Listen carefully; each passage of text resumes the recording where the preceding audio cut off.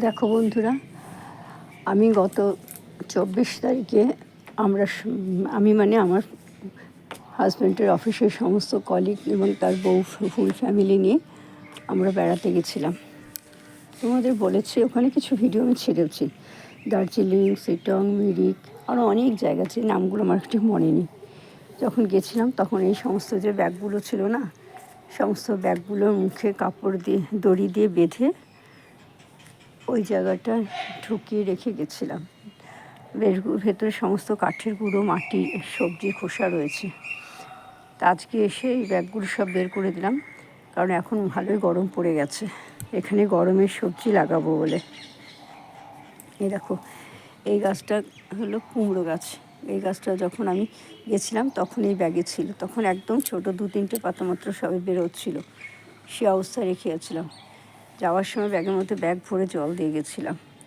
তারপরে দেখো, এসে দেখো এর কেমন চেহারা হয়েছে। আর এই যে বেগুন গাছগুলোতে দেখো,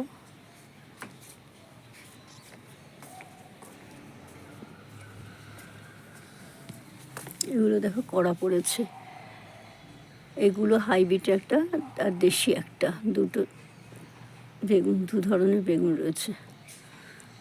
আর এই টমেটো গাছটাও দেখো, একটা টমেটো রয়েছে আর উপরে একখানা হাইব্রিডের রয়েছে। যেহেতু গাছটা মরেনি সেহেতু গাছটাকে আর তুললাম না, কারণ এখানে কয়েকটা ফুল আছে, সেই জন্যই গাছটাকে রেখে দিলাম। আর এই যে এই বড়ো যে গামলাটা আছে, গামলাটা ভর্তি সার। এই যে নিচে এইটা দেখছো, এইটা হলো লাউ, আর এইটা হলো কুমড়ো গাছ। এগুলো সমস্ত সরিয়ে দিয়েছি, কারণ এই গামলার তলা থেকে সমস্ত মাটিগুলো বেরিয়ে যাচ্ছে, মাটিগুলো তুলতে পারছি না। সেই জন্য দেখো আজকে বাগানটাকে অন্যরকমভাবে রাখছি, কারণ এই কিছুদিন বাদে আমাকে এগুলো আবার হয়তো সরাতে হবে। সরিয়ে কোথায় রাখবো আমি জানি না। আর আমাদের যে পায়খানে যে পাইপটা আছে, এই পাইপটা চেঞ্জ করতে হবে। এটা বহুদিন আগে, প্রায় 30-32 বছর আগে শ্বশুরমশাই পায়খানা পাইপটা যখন বসিয়েছিলেন তখন ওইটা সিমেন্টের ছিল। এখন এইসব তো সিমেন্টের নেই, ফাইবারের। এবার এইটা যদি চেঞ্জ না করা হয় না, এরপরে কী হবে, এই পাইপটা ভেঙে যাবে। এবার বাড়ি তখন মিস্ত্রি কাজ করে, আমাদের মিস্ত্রি ভেতর, যেহেতু আমাদের ঘরের ভেতরে সিঁড়ি, দেখো দেখাচ্ছি, এই দেখো, যেহেতু আমার এইখানটা দিয়ে আমাদের সিঁড়ি, তাদের ভেতর দিয়ে তো মিস্ত্রিকে পায়খানার কাজ করবে, ঢোকানো যাবে না। যেখানে নীল বালতিটা আছে মানি প্ল্যান্টের, এখানে বাঁশ দিয়ে রাস্তা থেকে ভাড়া বাঁধা হবে, ভাড়া বেঁধে এখানে এইভাবেই কাজ করা হয়। সেই জন্যই কাজ করা হবে বলে এতদিন ধরে এগুলো লাগানো হয়নি, রাখা হয়নি। তো কালকে যখন মিস্ত্রিকে জিজ্ঞাসা করা হলো তখন মিস্ত্রি বলল যে এখন জোগাড়ই নেই, জোগাড়িরা সব গেছে আলু তুলতে।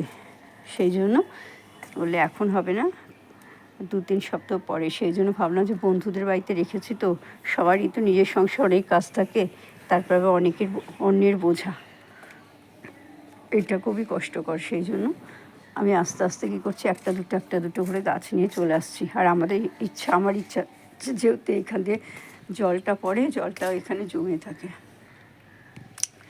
যাতে জলটা না জমে থাকে সেরকম যদি পারি একটু চিপিং করে নেবো ছাদটাকে। আর বর্ষা আসছে তো এরকম ছাদে জল জমলে ছাদটাও নষ্ট হবে। এই জন্য এই ব্যবস্থা কালকে আমি পাট শাক, ভুট্টা সমস্ত কিছু বীজ কালকে নিয়ে এনেছি, এখন এগুলো লাগাবো। তাই জন্য ছাদটাকে একটু আজকে অন্যরকমভাবে সাজালাম। দেখো এখন একটা দেশি টমেটো রয়েছে, একটা হাইব্রিডের টমেটো রয়েছে। এগুলো একটা গাছ আমি নিজে লাগাইনি, আপনা থেকেই হয়েছে। এইটাও দেশি টমেটো, এটাকেও আমি লাগাইনি। এইটাকে আমি দুপুরবেলায় যখন খাওয়া দাওয়া হয়ে গেছে তখন ভাতের ফ্যান, ডিমের খোসা, সমস্ত কিছু, সবজি ধোয়া জল, মুগ ডাল ধোয়া জল সমস্ত কিছু দিয়ে গেছে। আর এই দেখো এই লঙ্কা গাছটাতে এখনও 2-একটা লঙ্কা আছে। 2-3 দিন আগে রাত্রিবেলা দেখছি হঠাৎ লঙ্কা শেষ হয়ে গেছে, ঘুরে এসেছি, লঙ্কার কথা ভুলে গেছি আনতে, তখন এই গাছ থেকে লঙ্কা তুলে নিয়ে বেগুন পোড়া খেয়েছি। ঠিক আছে ফ্রেন্ডস, আমার এই ভিডিওটা তোমাদের কেমন লাগলো অবশ্যই কমেন্ট করে জানিও। যদি ভালো লাগে তাহলে অবশ্যই লাইক করো, শেয়ার করো, সাবস্ক্রাইব করো, আর পাশে থাকা আইকন বেলটা বাজিয়ে দিও। দেখা হবে আগামী একটা ভিডিওর সাথে, ততক্ষণের মতো তোমরা সবাই খুব ভালো থেকো। আর ওই দেখো ওই সাদা ক্যারেটে দেখো ছোট্ট একখানা টমেটো হয়েছে। গাছটাকে তুলতে পারি না এই কারণে, যখন দেখি 1-2 ফল থাকে না, তুলতে খুব কষ্ট লাগে, সাথে কড়িও আছে। দু চারটে কড়িও আছে, মানে ফুল আছে। দেখা যাক, একটা সপ্তাহ তো রাখি। ঠিক আছে ফ্রেন্ডস, আজ এখানে রাখছি। Bye, tata.